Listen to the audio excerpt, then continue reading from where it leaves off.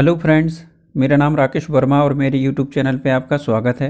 दोस्तों, आज के वीडियो में जानेंगे नियंत्रक एवं महालेखा परीक्षक के बारे में। इसके बारे में हम महत्वपूर्ण तथ्यों को जानेंगे, साथ ही आपके लिए नोट्स की तरह रहेंगे जो हमारे पीएससी प्री और मेंस के लिए आपके लिए महत्वपूर्ण रहेंगे। तो चलिए सबसे पहले हम सीएजी के बारे में संक्षिप्त में जानेंगे दोस्तों, उसके बाद हम उसका पूरा डिटेल समझेंगे। तो सबसे पहले संक्षिप्त में पृष्ठभूमि। तो वर्ष 1858 में महालेखाकार, वर्ष 1866 में नाम परिवर्तन करके हुआ नियंत्रक महालेखा परीक्षक, वर्ष 1884 भारत के नियंत्रक और महालेखा परीक्षक, वर्ष 1919 सरकारी नियंत्रण से मुक्त वैधानिक दर्जा, वर्ष 1935 प्रांतीय लेखा परीक्षकों का प्रावधान महालेखा परीक्षक का पद और शक्तिशाली हुआ, और वर्ष 1950 में स्वतंत्रता पश्चात संवैधानिक दर्जा प्राप्त हुआ। संवैधानिक प्रावधान। संविधान का भाग 5 उसके अंतर्गत अध्याय 5 और अनुच्छेद 148 से 151 तक है। संरचना एकल सदस्य संस्था है और साथ ही सीएजी भारतीय लेखा एवं लेखा अंकेक्षण विभाग का प्रमुख। नियुक्ति राष्ट्रपति द्वारा। पदावधि 6 वर्ष का कार्यकाल या 65 वर्ष की आयु जो पहले हो। पदमुक्ति राष्ट्रपति द्वारा। महत्वपूर्ण संशोधन। तो 1958 में सीएजी का क्षेत्राधिकार जम्मू एंड कश्मीर राज्य में विस्तारित हुआ। वर्ष 1976 में अधिनियम द्वारा लेखांकन से लेखा परीक्षा को अलग करके केंद्र के लेखांकन के कार्य से मुक्त। कार्य एवं शक्तियां जाने। तो सिविल न्यायालय की शक्तियां। दूसरा, भारत संचित विधि, प्रत्येक राज्य की संचित निधि तथा प्रत्येक संघ शासित क्षेत्र तथा विधानसभाओं के सभी व्यय संबंधी लेखाओं की लेखा परीक्षा करना। भारत की संचित निधि एवं लोक लेखा सहित प्रत्येक राज्य की आकस्मिकता एवं लोक लेखा सहित प्रत्येक राज्य की आकस्मिकता एवं लोक लेखा से संबंधित व्यय की लेखा परीक्षा। राष्ट्रपति और राज्यपाल के निवेदन पर किसी प्राधिकारी के लेखाओं की लेखा परीक्षा, उदाहरण के लिए स्थानीय निकाय। 5वां, केंद्र सरकार के लेखों से संबंधित रिपोर्ट राष्ट्रपति को तथा राज्य सरकार से संबंधित रिपोर्ट राज्यपाल को देना। 6वां, संसद की लोक लेखा समिति का गाइड, मित्र और मार्गदर्शन करना। चलिए अब जानते हैं नियंत्रक एवं महालेखा परीक्षक के बारे में। तो भारत में ईस्ट इंडिया कंपनी ने सन 1753 में व्यापारिक आय व्यय का परीक्षण तथा नियंत्रण करने हेतु लेखा एवं लेखा परीक्षण विभाग स्थापित किया। सन 1857 में लॉर्ड कैनिंग ने महालेखा परीक्षक पद सृजित किया, जो तीनों प्रेसिडेंसियों बम्बई, कलकत्ता तथा मद्रास के लेखे प्रमाणित करता था। सन 1919 में मॉन्टेग्यू चेम्सफोर्ड सुधारों के पश्चात सन 1920 में महालेखा परीक्षक को पूर्ण स्वतंत्रता प्रदान करने की दिशा में प्रयास शुरू हुआ तथा सन 1935 के भारत सरकार अधिनियम के द्वारा महालेखा परीक्षण को संघीय न्यायालय के न्यायाधीश के समान स्तर का सुरक्षा प्रदान की गई। स्वतंत्रता के पश्चात बने संविधान में महालेखा परीक्षण का पदनाम नियंत्रक एवं महालेखा परीक्षक अर्थात सीएजी कैग कर दिया गया, जो कार्यपालिका से स्वतंत्र तथा सर्वोच्च न्यायालय के न्यायाधीश के समान स्वतंत्र प्राप्त पद है। श्री नरहरि राव स्वतंत्र भारत के प्रथम सीएजी बनाए गए थे। वस्तुतः सीएजी कार्यालय ही भारतीय लेखा तथा लेखा परीक्षण अंकेक्षण बोलते हैं इसका विभाग है, और सीएजी इस विभाग का सर्वोच्च पदाधिकारी होता है। संरचना जाने। तो नियंत्रक एवं महालेखा परीक्षक एकल सदस्यीय संस्था है। यह भारत के महालेखा परीक्षक विभाग का संवैधानिक प्रमुख होता है और इस विभाग के अन्य अधिकारी पूर्णतः कैग के अधीनस्थ होते हैं। भारत के अन्य राज्यों में कैग के अभिकर्ता के रूप में कई अन्य अकाउंटेंट जनरल नियुक्त किए जाते हैं, जो राज्य सरकार के लेखाओं की जानकारी कैग को देते हैं। नियुक्ति एवं कार्यकाल जाने तो नियंत्रक एवं महालेखा परीक्षक की नियुक्ति राष्ट्रपति के द्वारा की जाती है। कार्यभार संभालने से पहले यह राष्ट्रपति के सम्मुख निम्नलिखित शपथ या प्रतिज्ञान लेता है। पहला, भारत के संविधान के प्रति सच्ची श्रद्धा और निष्ठा रखेगा, भारत की एकता एवं अखंडता के अक्षुण्ण रखेगा, सम्यक प्रकार से श्रद्धापूर्वक तथा अपनी पूरी योग्यता, ज्ञान और विवेक से अपने पद के कर्तव्यों का भय या पक्षपात, अनुराग या द्वेष के बिना पालन करेगा, संविधान और विधियों की मर्यादा बनाए रखेगा। इसका कार्यकाल 6 वर्ष या 65 वर्ष जो भी पहले उसकी आयु तक होता है। इससे पहले वह राष्ट्रपति के नाम किसी भी समय अपना त्यागपत्र भेज सकता है और राष्ट्रपति द्वारा उसी तरह से हटाया जा सकता है जैसे उच्चतम न्यायालय के न्यायाधीश को हटाया जाता है। दूसरे शब्दों में, संसद के दोनों सदनों द्वारा विशेष बहुमत के साथ उसके दुर्व्यवहार या अयोग्यता पर प्रस्ताव पास कर उससे भी हटाया जा सकता है।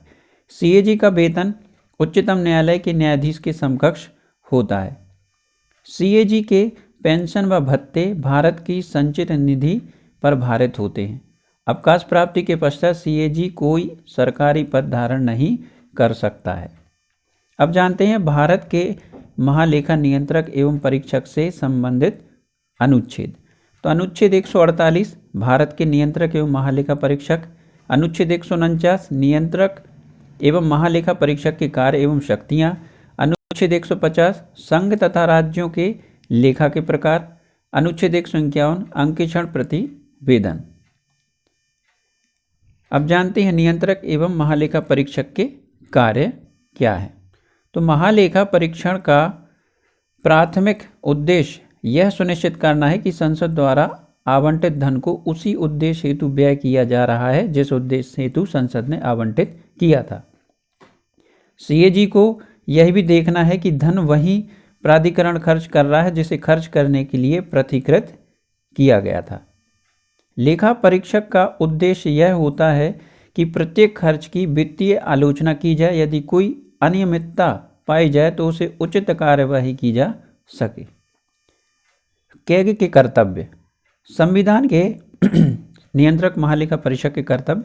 संविधान अनुच्छेद 151 संसद को यह अधिकार देता है कि वह केंद्र, राज्य या किसी अन्य प्राधिकरण या संस्था के महालेखा परीक्षक से जुड़े लेखा मामलों को व्यवस्थापित करे। इसी से जुड़े संसद ने महालेखा परीक्षक कर्तव्य, शक्ति एवं सेवा शर्तें अधिनियम 1971 को प्रभावी बनाया और इस अधिनियम को 1976 में केंद्र सरकार के लेखा परीक्षा से लेखा को अलग करते हुए संशोधित किया था।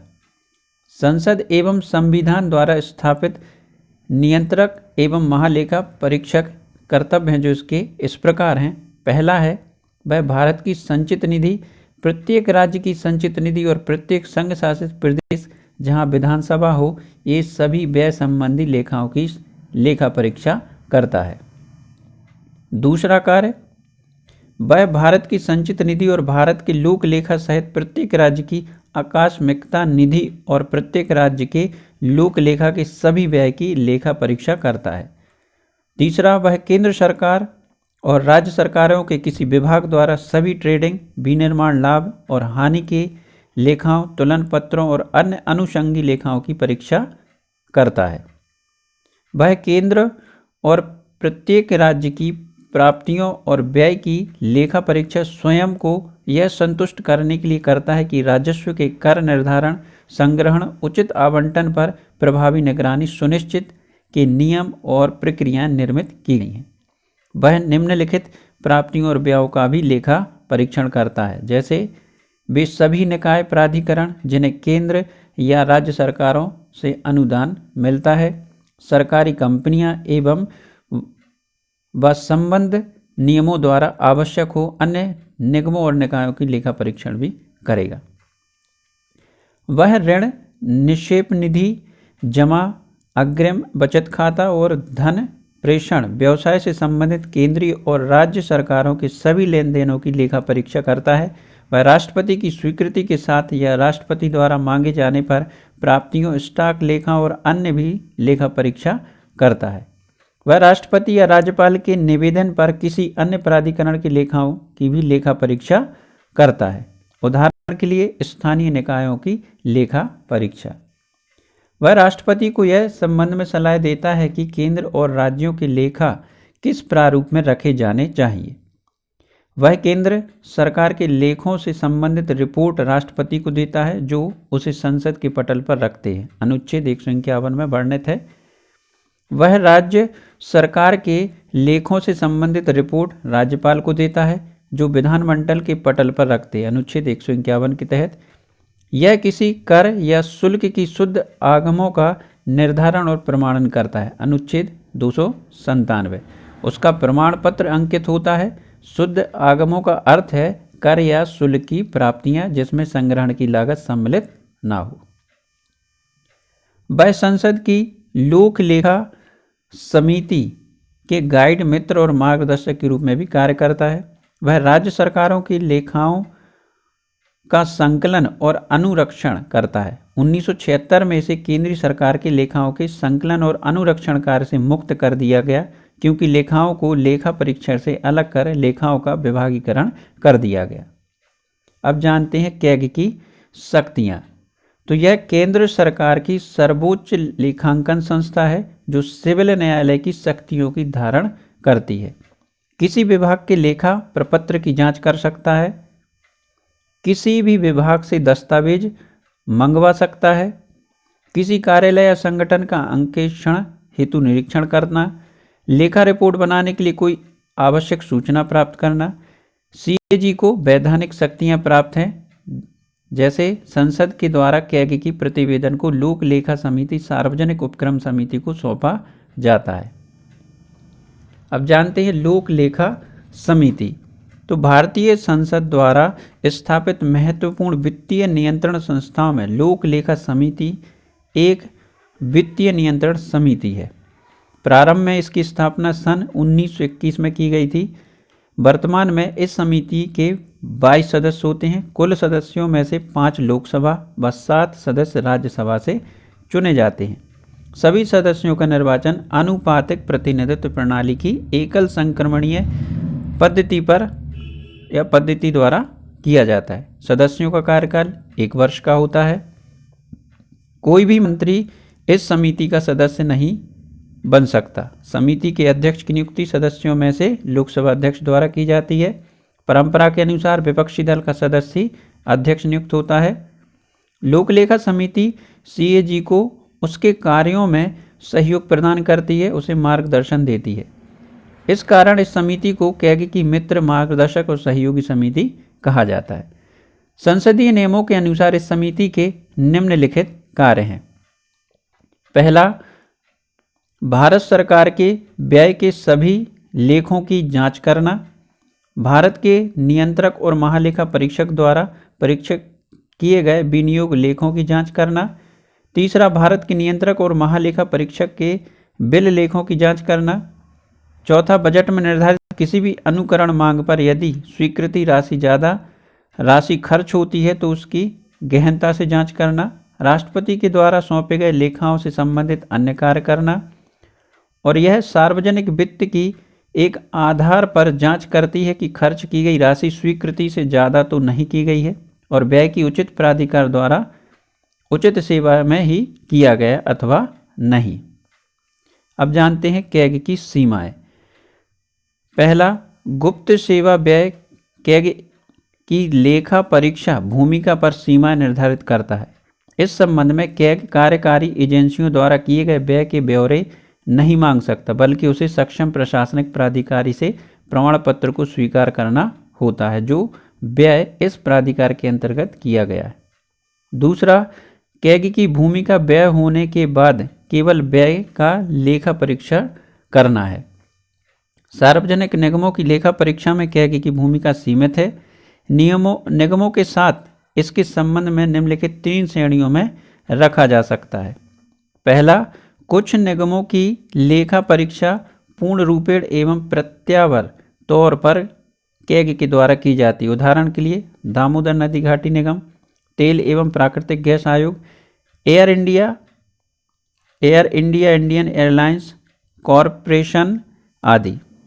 कुछ निगमों की लेखा परीक्षा निजी पेशेवर लेखा परीक्षकों द्वारा की जाती है, जो कैग की सलाह पर केंद्र सरकार द्वारा नियुक्त किए जाते हैं। यदि आवश्यक हो तो कैग पूरक लेखा परीक्षण कर सकती है। उदाहरण के लिए केंद्रीय भंडारण निगम, औद्योगिक वित्त निगम और अन्य। तीसरा, कुछ अन्य निगमों की लेखा परीक्षा पूरी तरह निजी लेखा परीक्षक की जाती है, जिससे कैग की कोई भूमिका नहीं होती। उदाहरण के लिए जीवन बीमा निगम, भारतीय रिजर्व बैंक, भारतीय स्टेट बैंक, भारतीय खाद्य निगम इत्यादि। संपरीक्षा प्रतिवेदन। तो सीएजी राष्ट्रपति को 3 लेखा परीक्षा प्रतिवेदन प्रस्तुत करता है। पहला, विनियोग लेखाओं पर लेखा परीक्षा रिपोर्ट, वित्त लेखाओं पर लोक परीक्षा रिपोर्ट, सरकारी उपक्रमों पर लेखा परीक्षा रिपोर्ट। भारत के नियंत्रक महालेखा परीक्षक के संघ के लेखाओं संबंधी प्रतिवेदनों को राष्ट्रपति के समक्ष प्रस्तुत किया जाएगा, जो उनके संसद के प्रत्येक सदन के समक्ष रखवाएगा। भारत के नियंत्रक महालेखा परीक्षक के किसी राज्य के लेखाओं संबंधी प्रतिवेदनों को उस राज्य के राज्यपाल के समक्ष प्रस्तुत किया जाएगा, जो उनको राज्य के विधानमंडल के समक्ष रखा जाएगा। तो दोस्तों, ये थी कैग से जुड़ी महत्वपूर्ण तथ्य। आशा करता हूँ आपको मेरा वीडियो पसंद आया होगा। वीडियो पसंद आया तो लाइक करें, अपने दोस्तों के साथ शेयर भी करें और मेरे चैनल को सब्सक्राइब करना ना भूलें। Thank you.